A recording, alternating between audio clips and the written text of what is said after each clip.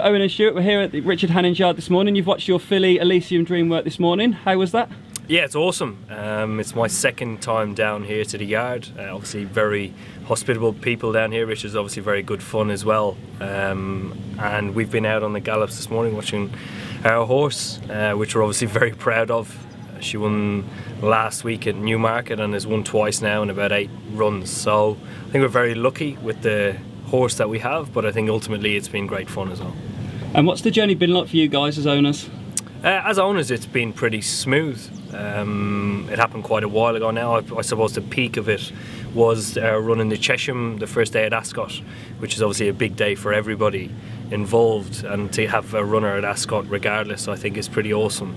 And she ran well, she ran a really good 5th, and obviously everybody had a really nice day out, so we're obviously very proud of her, and hopefully she has a couple more good runs and we can go elsewhere as well. And actually that was my highlight, that was my 31st birthday as well at Ascot, so the whole family met at the pub for a bite to eat, then we got a coach down to Ascot, and I think that for me, obviously I've always loved horses, have been sort of in the family a little bit, but actually the experiences of being able to go to Ascot with the family on a day like that and see her run as well as she did, you know, she was in the race all the way till the sort of final furlong really, so it was, I think that was probably the highlight. Obviously we've had 2 brilliant wins, but the highlight was the experience of Ascot, I think, for me.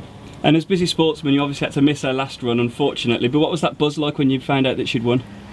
Oh, I mean, it was incredible. It's very hard to put it into words. Actually, it's a very similar buzz to what you get actually playing sport, and the excitement you get with sort of friends around watching the race. I mean, the next race I'm going to be at 35,000 feet, so hopefully with modern technology there'll be a bit of Wi-Fi and I can keep in some sort of touch. But yeah, I mean, watching the races, I get incredibly nervous for about 15 minutes before.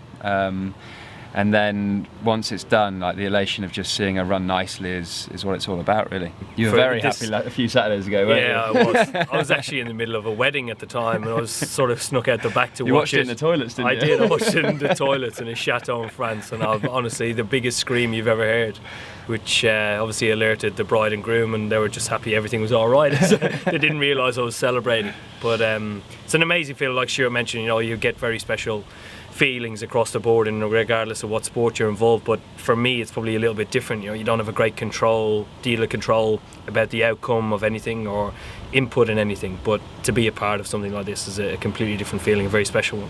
And do you think this experience might lead you down the path for another one and another possible filly, maybe?